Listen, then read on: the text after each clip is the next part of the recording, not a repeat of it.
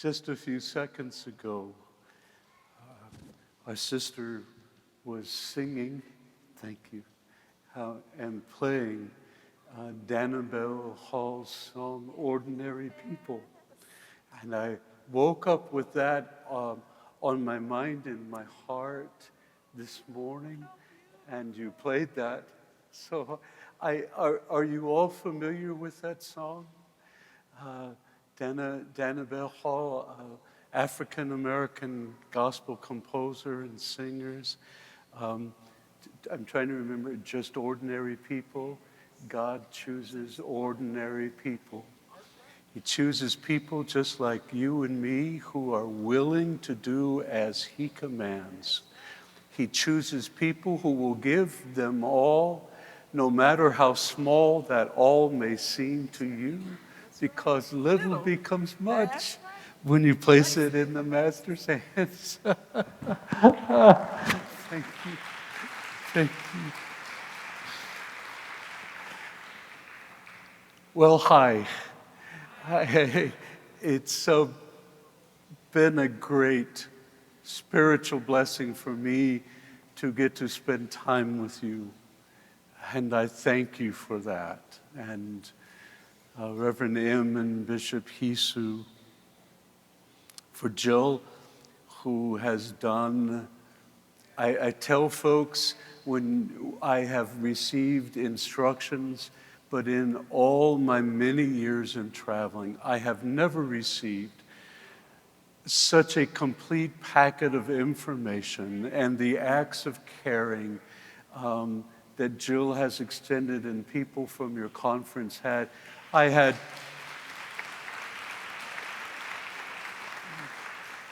had pictures of the campus, I had addresses, I had phone numbers, I had places to eat, I had hotel reservations, I had airplane reservations, and it was so complete. And then to arrive here, so much care, and I arrived feeling a little bit tired from having been on the road for a while, and I leave home rejuvenated, and I'm going to ask my brother why he can't treat me as well as you all did. But I thank you for the grace of God. We begin over the last few days just mentioning the word tokoi, or the people who were on the outside. And in the times of New Testament, Jesus addressed the tokoi often, the people who were cast out, who had no reason to belong, who had no place to belong. Those were the people that in the Roman Empire were cast out. Within the Hebrew community, we go back to Isaiah and we hear about the people, the eunuchs whose bodies were maimed, and the aliens who could not worship in the temple, and they were the castaways. If we read the book of Isaiah, so much of Isaiah tells us the story of new names. And I love the passage in Isaiah that talks about God has called us by a new name. When our native communities, when we're born, we are given a spiritual name, and that name is carried with us until the community changes our name. We don't, but the community does. The people of our community, they will name us at birth, and when a child is born, people will take the baby, and if it's a smaller community, they will form a circle, and they will take the infant and they will pass the infant one by one down among the community, and the only thing the baby will hear from that community is its spiritual name. What would it be like if people came into our churches on Sunday morning and one by one we went to them and called them by their spiritual name so that they knew that we recognized them? In South Africa, people say hello to each other in Zululand by saying, "I see you." I see you. You are right in front of me. And they will often stand in close proximity. Sometimes we like to stand a little bit and we call it my space. But in Zululand, people will stand right up into your face and they will say, I see you. I see who you are. I see the person that you are. I recognize your spirit. And then the baby is taken. In Lakota tradition, in the old days, inside of the lodge, there are teepees, as you know, and each of the posts will come up. And you start with 3, the Trinitarian 3 that are the first triad of the teepee posts. And before the hide is even put on the outside, we know what those teepee posts mean and what they say. So when the poles are up, but there is no covering, everybody starts entering what will be the teepee by going on what will be the door. There's a protocol. But when you lay down and you look up inside of the teepee at night, each of the poles as they are placed has an order. There is a pole for the women. There is a pole for the men.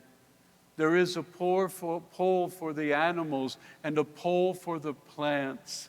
There is a pole for each of the things which are spiritually important to us. So when we wake up in the morning, when we look up, we have been taught which of the poles represent the sacred things to us.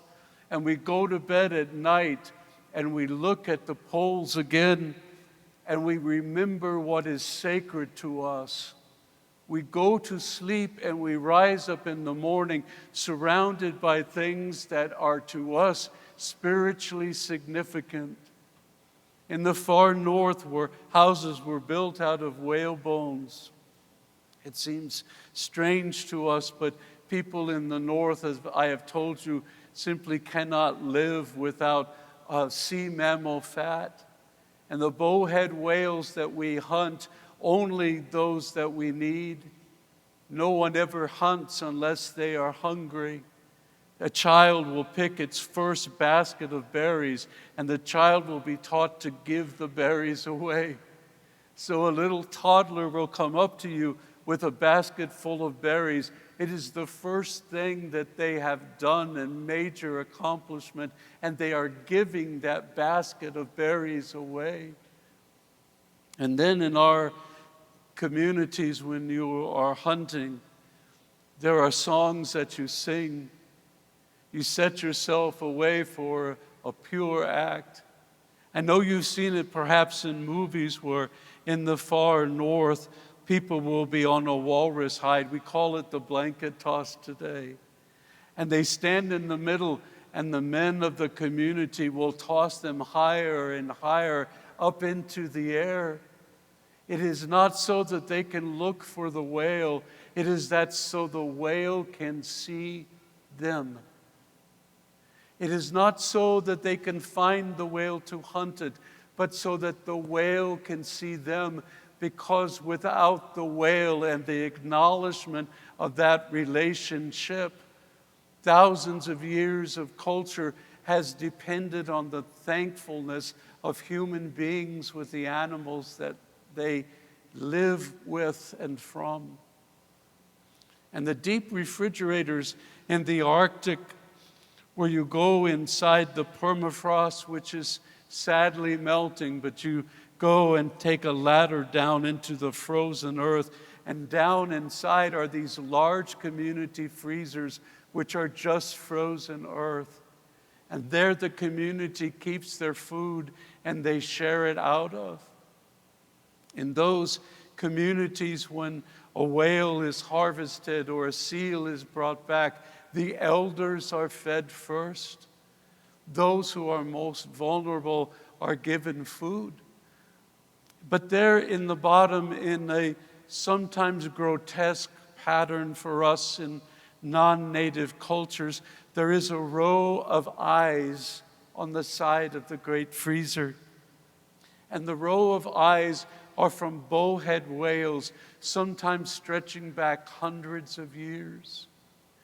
It is believed that when we offer ourselves thankfully to the bowhead whale, that then the eye of the whale inside of where we have placed it witnesses how we treat each other and how we treat the flesh of the whale. What it says to us is the whale will not give itself to us unless we treat each other on top of the ground, living in a right manner. So we sweep our houses clean so that the whale knows that we are responsible and loving people. And we share with the elders and those in need first so that the whale will see that we are responsible and loving people. In the Arctic, if you step outside of your house, the tundra is so fragile that when you make a footprint, or worse yet, a tire track onto the tundra, it leaves a permanent mark that is there for thousands and thousands of years. If you take a step or somebody is rude enough to drive onto the frozen tundra, those tiny frozen plants which give life and sustenance become crushed, and you can see the tire tracks from 50, 60, 70, 80 years ago, and you can see footprints. Up in Ukhiavik or Barrow, a man was lost. He'd wandered out of his house. He was an elderly man, and he could not find himself back to the house. So everybody began search parties, the village police and the fire and rescue, and all those began looking for him. And day after day, they looked for his body, but they couldn't find him because nobody can live that long in the far north. The water is so cold, if you fall over the boat, you're in freezing water, and you have literally less than a minute before your body freezes. That's why our native children from the far north don't know how to swim. It really makes no difference. If you fall into the water, you will not survive. So they began looking for the man. The elders came together, and the elders were talking about what to do. And they put on their kuspaks, and they put on their parkas, and they grabbed the brooms from their house, and they began sweeping the snow away from the tundra. Those who had not seen it did not know what was taking place and began to ask, but the elders kept on sweeping. Because there in the tundra was the frozen footprints of the elder who was lost, frozen into the tundra, and it will still remain, was his footprints. And the elders were sweeping the snow away to find out where he had walked. And the elders said simply, "We are sweeping the snow away to find our brothers." When we have people from our native Christian communities and neighbors from our village community, when somebody is lost, when they have lost their way, when they have lost their spiritual identity, the term that we use is, we are sweeping the snow away. We are taking the brooms of our lives and we are sweeping the foundation of very life itself to find that brother and sister who has lost their sense of direction, and they are sweeping the snow away to find them. My grandmother was a theologian in very many ways. She had been sent to Carlisle Indian School, and her education was not great. But she was a person who, in her mind and her heart, she listened a great deal. We were coming back as I've told you, from a religious service and up in the Black Hills, and we were in my dad's pickup truck. My grandmother's voice was very soft. There are several things in Native culture. You don't raise your voice unless you're playing outside. So very real to us is we tell our children, you do use your inside voice. And your inside voice is soft. And it is used so that you don't offend anybody. And you always let other people talk before you talk.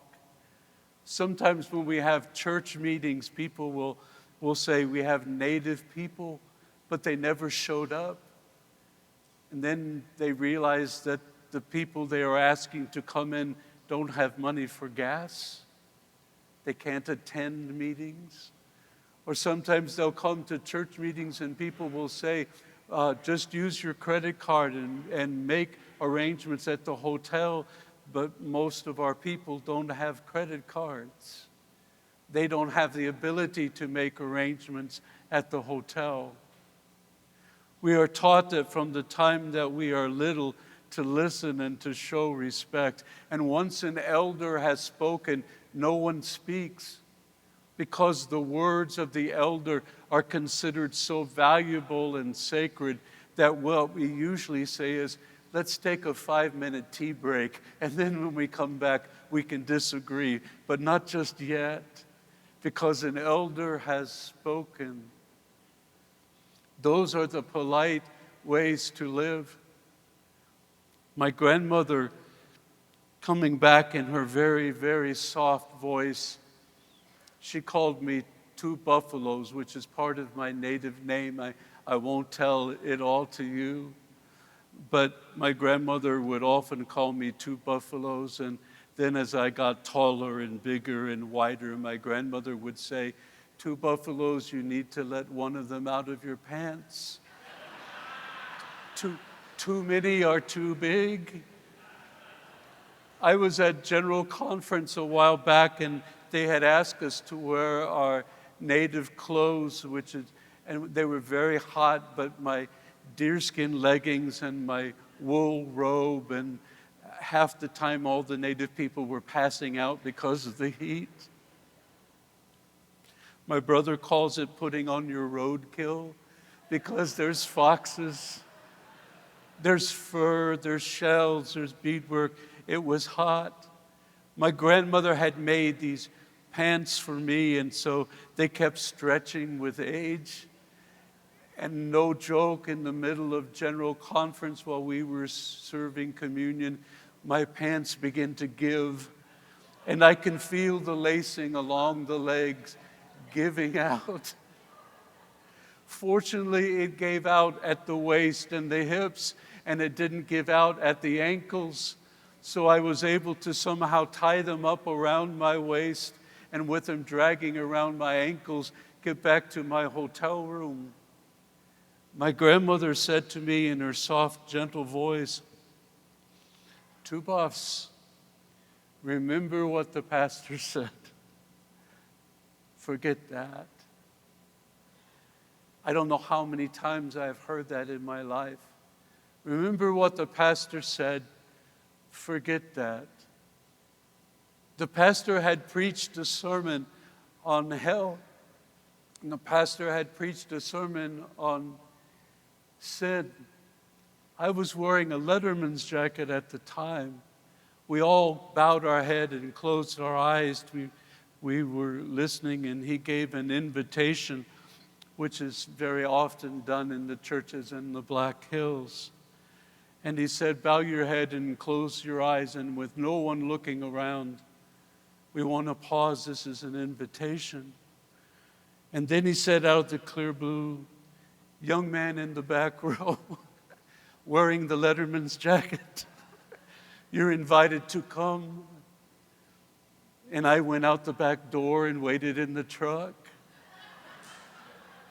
I thought somebody was going to kill me if I went up front.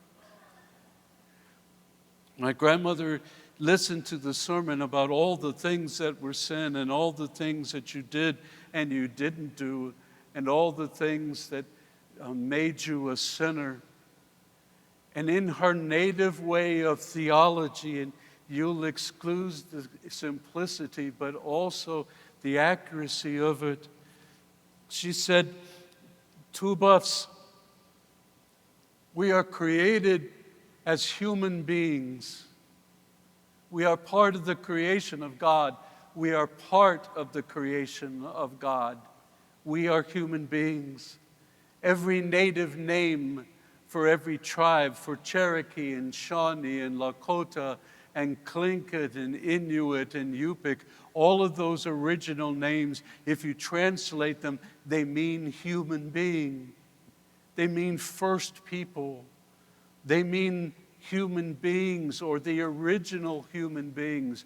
So what we call ourselves is human beings, and we wear our hair long because it is a sign to God that we are living right as human beings. But my grandmother would say, in the middle of all of this, we are created as human beings. And God looks down on all of us. And God, as my Korean brother, Reverend Jung, said, and I told you, God who is the great one of humility, God who is the originator of community. One of the definitions of humility is a person who knows how to live in community, so that we do not always assert ourselves or our own beliefs, but we are able to create in community and live and function with others. God is the creator of community. And the maskless one looks at us and says, come and live in community with me. And she said, then there are those that God has created, our brothers and our sisters and our cousins and our nieces and our nephews, and that extends not just to the Native community, but Native people believe it extends to the whole world. We used to talk about my people, and some folks would say, come and tell us about your people. But as a Christian and as a Native person, my people are all the people of God, all the children of God around the world. So in that process of it all, she says, here's God creating all of this around us, and we live in relationship with all of this around us. But she said, when we decide to put ourselves forward, when we decide to push ourselves forward so that no one else matters, when we decide that I will be me and I will stand up in the crowd and I am more important than anybody else, we start chipping away at our human beingness. And my grandmother, who had read the Bible over and over and had taught herself to read it in Tlingit, which had not been written when she was a little girl, my grandmother said everything in the Bible talks about relationship. When you push people away, you chip away at your human beingness. When you lie, you destroy relationships. When you covet someone's wife or property, you chip away at relationships. When you misrepresent yourself, you chip away at relationships, and you begin to elevate yourself to the point where you are no longer a human being. And the maskless God, who doesn't hide behind a mask, who you can see and know, God is not immeasurable. God is not inscrutable. God is maskless. And the God who comes down and God says, let's hold a conversation, and suddenly you're not able to because yourself is more important than the relationship with the one who loves you. Or your neighbor comes to talk with you and you won't. Or your life is so full of resentment because you wanted something that you will not be able to achieve. And in the process of the whole thing, you're angry and you're hurt. Or you're fearful of what will happen in the world, so you push other people or groups aside. She says you chip away at your human beingness. Everything that God asks about us is love, she said. Sin is not about a list of things you do or you don't do. Sin is about when you can no longer stand in relationship with God. I once asked my dad if it were possible for a person to be a Christian and to be prejudiced. My dad paused for a while and he said, yes, it is entirely possible for a person to become a Christian and be prejudiced, but not for long. Because God will always ask you to love your neighbor. God will always ask you to get up from where you are and cross the street to love somebody that you don't want to love. And it may be 5 minutes at somebody at Walmart. It may be the man at the store that threw the rock. It may be people that you don't want to touch, but God will compel you to love. And at the moment that you say, no, I won't, you are chipping away at the human beingness that God has called you to be, and not living in open, right relationship so that you can be the conduit of God's love. Dad says, yes, people enter into relationships with bad feelings, but you cannot stay there, because God will always ask you to love your neighbor. Maya Angelou has a saying, and I can't quote her exactly. I'm very good at paraphrasing. But what Maya Angelou basically said, when someone tells you the truth about themselves, believe it the first time. When someone tells you the truth about themselves, believe it the first time. Years ago, in a spiritual formation setting, a gentleman who was very involved in spiritual formation, not just Methodist or others, called and he asked, would you come and talk to our folks? And I said, sure. And then he said, now where did you go to school? And where was your seminary? What are your achievements in life? Now, in my culture, you'll notice in our biographies, we don't say those things. When we are little children in a classroom, and I've taught elementary school with native children, and you're asked a question, and you say, raise your hands, nobody will raise their hands. Because to raise your hands means that you are putting yourself above the other children who are there. And what is more important is that you live so that you are helping the people around you. So as a teacher, you say something like this, here's what we're talking about. When you go out and you play on the playground, talk to each other. And the children who knew the answers will get out on the playground or outside of the classroom, and they will talk to the ones who don't know the answer. And when they come back into the classroom and the teacher asks, have we decided what we want to talk about? Then those who might have put up their hand says, ask Joseph, ask Cynthia. They were the people who didn't have the answer, but in this case, they have the answer, and the teacher will ask them. And you'll go for years in school with no children putting up their hands. And when you come into a classroom and you're taking roll, and you'll call them by name, and the children won't respond, because telling you their name is something deeply spiritual, and they won't do it until they know you. Does that make sense? In the far north, studying the polar bears, the Smithsonian Institution sent people up and they wanted to talk to the native elders about the polar bear. Our polar bears are dying. Our baby walruses are becoming orphans. We have polar bears and grizzly bears who have crossbred, and we now have a new type of bear in Alaska and across Canada.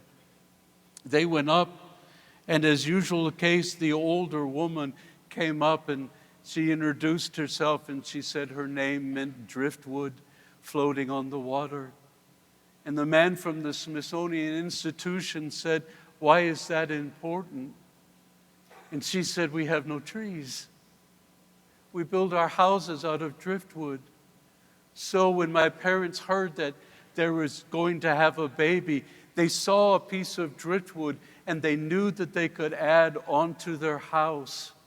And so they named me the word that means driftwood floating on the water. And they went down, all the elders, and all the elders told them their names. And then they came back and they said, "I'm sorry, you must have misunderstood. We're talking about the polar bear, and you've just told us your spiritual names."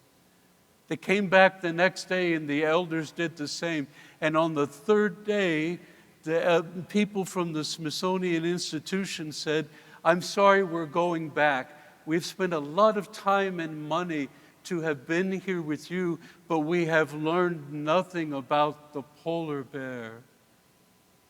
And the eldest woman stood up again and she said, "You have come here to talk to us.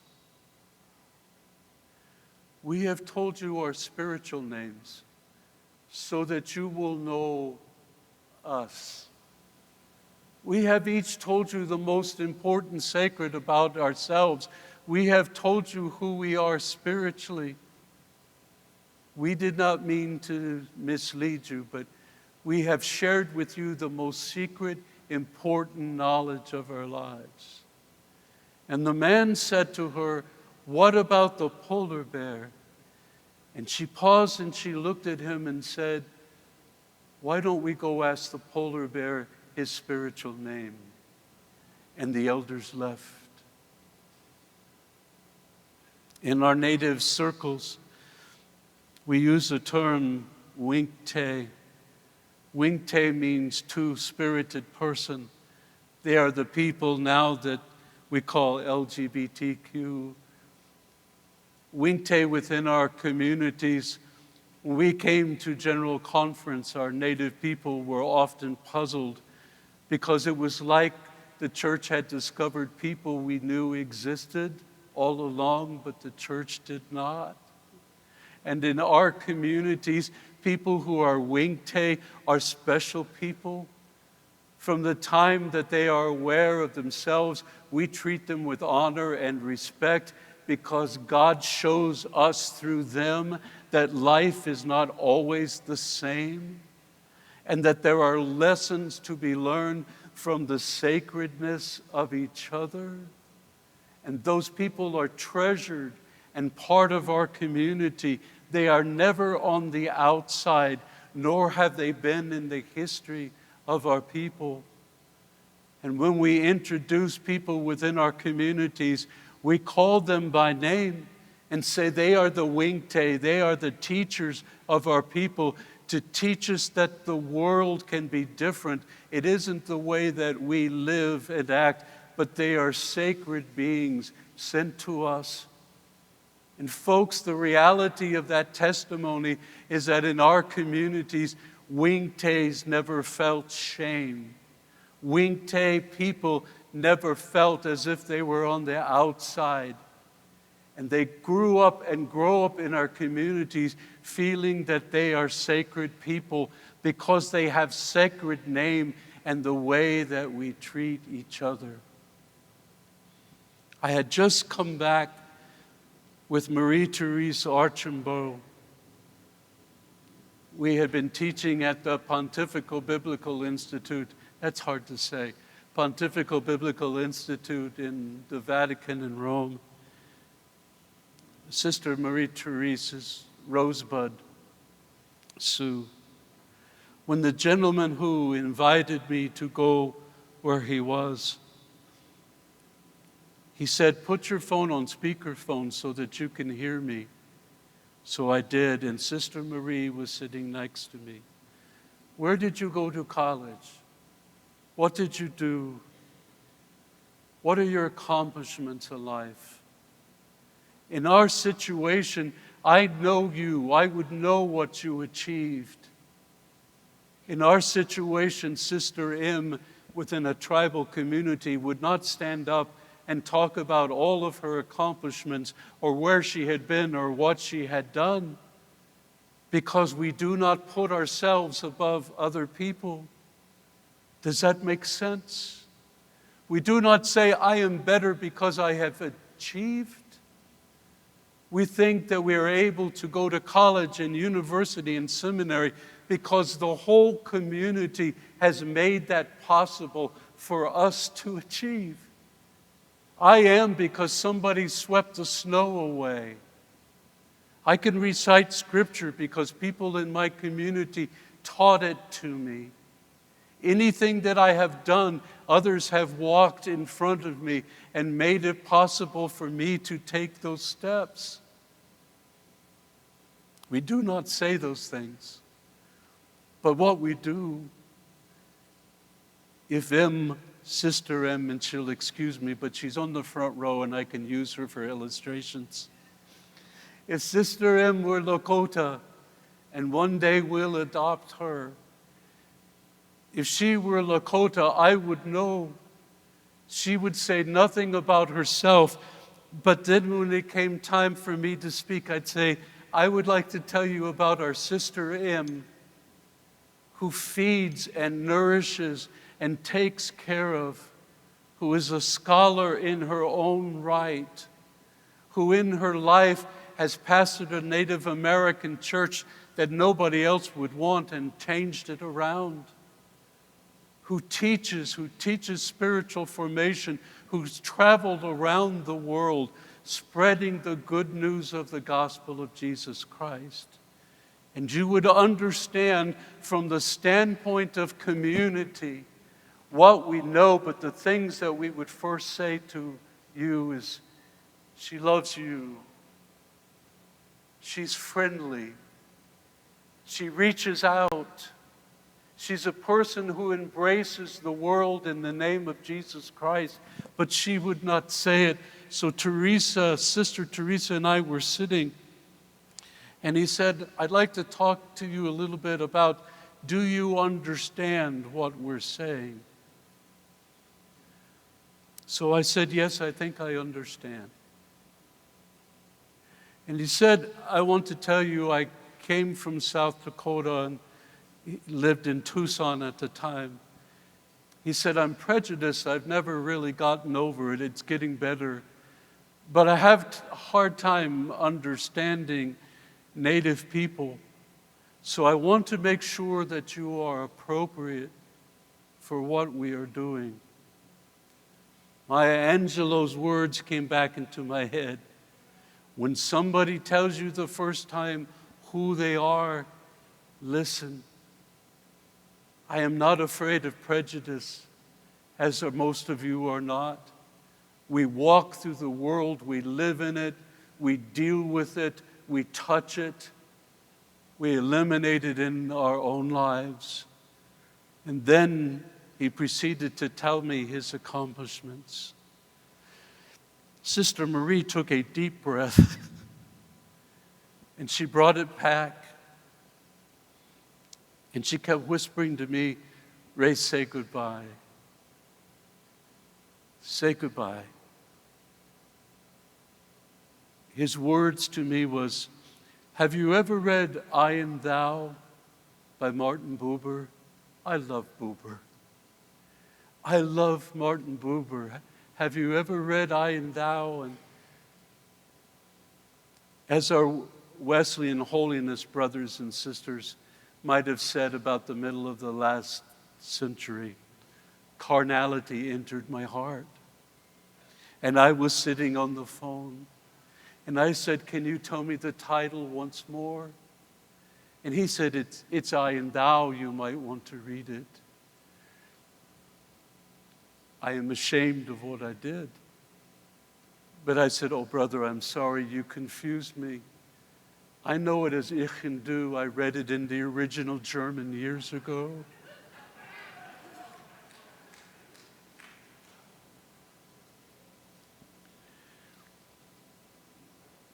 There is this graciousness of God that teaches us how we live in community with one another. We are not smarter than our brothers and sisters. Pastors, you are not smarter than your congregations. We live and we function and we shepherd and we minister and we care for each other. That is the reality. And we live in a world, ladies and gentlemen, and if you'll allow me to say it just gently, we talk about the tokoi on the outside, but because of what we believe, and listen, Tiospe, my brothers and sisters, there will be a time probably when we will be the Tiospe because of the way that we live in community and the way that we believe and the way that we share the gospel. My dad was a dancer, a very strong man. He had injured his knee here at Ohio State. He was big. He would dance carrying us in his arms back and forth. And he would lift us up while he was dancing and he would smile. Oh, my greatest memory and the way that it shapes my image of God is my dad holding me in his arms while he danced. He would imitate the prairie chicken and he would laugh when he shook his arms and his bustles because we would laugh. On my first dance as a toddler, my grandfather, my grandmother, my mother, and everyone was out in the crowd. We were in a long line toward the end of it, and there we were dancing. And in the middle of it, I was in line with the other little boys. And we got up to the front, and I couldn't remember whether I was to shake this bustle or shake that bustle or dance. My mind went totally blank. My father wore holes in his moccasins. The rawhide soles had holes where his bare feet would touch the ground. That is a shameful thing. If the elders had seen him and known it, they would have made him stop dancing, because the sacred thing was when you enter the sacred circle, that what you are wearing and the person that you are is prepared for the sacred. But he wanted the soles to touch the ground so that he could remember those who could not afford to dance, or those that did not have nice things and could not move. He wanted his feet to touch the ground to remember the whole host of poor people around who could never dance because they could not have the beadwork and the things. In the bottom of his size 15 moccasin, when he would walk in the dust, there would be a round hole. My father was the head man dancer, and so he entered after the American flag and the eagle feather staff, and he was dancing. I looked, I didn't know what to do. My mind was a blank. I was so ashamed. And I looked down, and where the arena had been swept for several hundred dancers, they had swept the dust, and where dancers had started dancing, there was in the middle this pathway that led all the way in a circle and turned on himself. But to the far right was a size 15 moccasin print that was stepped out like this. And there was in the middle of that moccasin print a hole. My dad was breaking centuries of tribal holy tradition by taking an extra step in the middle of a traditional dance. My father was doing something that one never does. He was taking that extra step, and as he would dance and shake the bustles, that right foot would go out and stomp down, and there was his moccasin print. And I looked up and I saw my father, and he lifted his dance stick to me. My father was breaking the holy tradition of his people to say, I have taken this step before you. When you are lost and you don't know which way you are going, remember that I have been the first dancer, and I have taken this step, and I followed my dad's moccasin print until we reached together at the end of the dance. My father would go up on the mountain to pray. He would ask my mother, whose name was Josephine, Josephine, do you want to go pray? Sometimes she would go, and then he'd ask all of our children. He would say, Ray, would you like to go? Rick, you'd like to go? Because he encouraged us to be a part of prayer.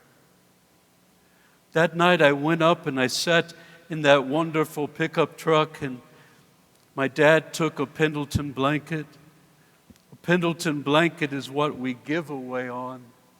So when somebody dies, the family gives away to the community. You don't have the things to give away, but when somebody dies, the community brings you meat and gifts so that you can give away to the community. Think about what that means when you are in need and supposed to give away gifts. The people to whom you are giving the gifts will give you the gifts that you can give away. Think of that as the reality of the gospel. They give you the gifts that you can give away. You lay it down and you lay the gifts. When you're adopting somebody, which is one of the 7 sacred rites of the Lakota people, you hold a blanket open next to your heart. You say to someone, because you continually adopt and make family throughout your life, you put the blanket over your shoulders and next to your heart, and the person steps into that hollow space, and you wrap the blanket of adoption around them, whether they are a man or woman or a child. When somebody has been sent out of the village because they have done a bad thing, you wrap the blanket of adoption around them and invite them in. I saw an elderly man in the middle of the village one time take down a sheet, and he laid it down in the middle of the square where we lived, and he stood on the sheet. He was giving himself away because there was nobody else in his family to take him. And from the village houses, people ran out and they put their arms around him and they welcomed him and they adopted him. My father would go to pray and he would take red sacred bundles and he would lay them around on the giveaway blanket, and there'd be mom and dad and everybody in one bundle, and in one bundle his tribal responsibilities as a judge, and in another his native clothes, what he would use to wear. My father would take off his clothing because that's how God knew him from the inside out. And he would hold the bundles up in front of God's face one by one. And he would cry and he would pray and he would set them down on the giveaway blanket because these are the sacred things that God had given him. And he was reminding God of their relationship together until he had been through them all. I asked Dad, can you tell me what that meant years later? I carried my father in the hospital room down the hall to get back to his hospital bed the night before he died, so strong, and I could pick him up. He said, Ray, when I am weary, When I'm concerned about my family, I give it to God because God has given me the sacred bundle. When I'm concerned about my work, I give it back to God because God has given me the sacred bundle. I am a native man in a non-native world, and I ask God to help me live in the world in which I do. He said, then I go in my mind to where God lives.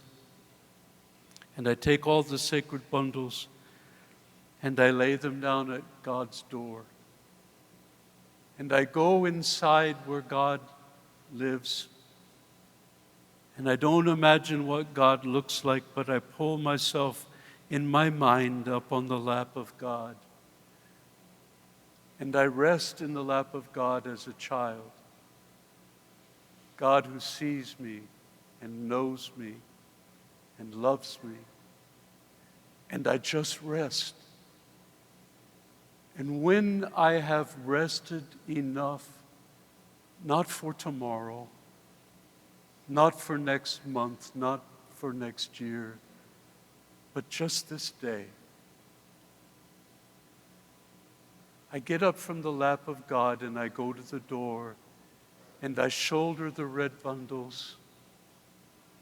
And I'm able to carry it as a man in the world in which I live because I have been a child in the presence of God. Ishtahavish, my brothers and sisters. The God who wears no mask walks with you. The God who approaches you with a smile walks with you. The God who has given you these sacred bundles walks with you. You are the children of God and the sacredness of God's name. Amen. Amen.